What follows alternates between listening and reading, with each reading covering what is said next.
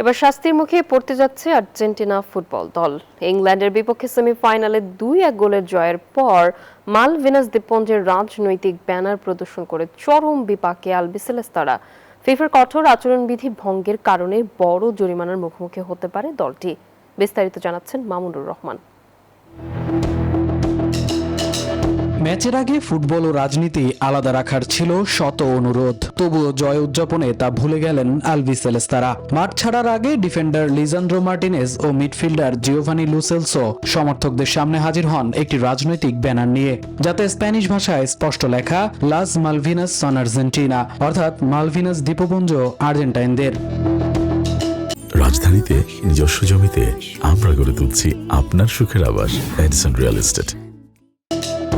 দক্ষিণ আটলান্টিকের এই দ্বীপপুঞ্জটি ব্রিটিশদের কাছে ফকল্যান্ডস আর আর্জেন্টাইনদের কাছে মালভিনাস নামে পরিচিত। 1982 সালে এই দ্বীপের সার্বভৌমত্ব নিয়ে রক্তক্ষয়ী যুদ্ধে প্রাণ হারান 649 জন আর্জেন্টাইন এবং 255 জন ব্রিটিশ সেনা।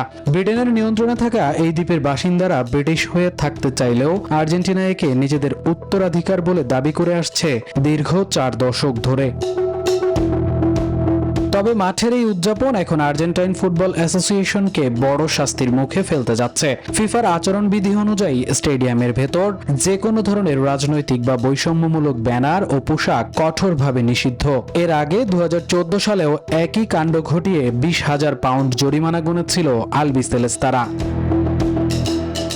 ফাইনালে ওঠার আনন্দের মাঝে এবার বিশ্ব ফুটবলের সর্বোচ্চ নিয়ন্ত্রক সংস্থা ফিফা আর্জেন্টিনার বিরুদ্ধে কি ব্যবস্থা নেয়, এখন সেটাই দেখার অপেক্ষা।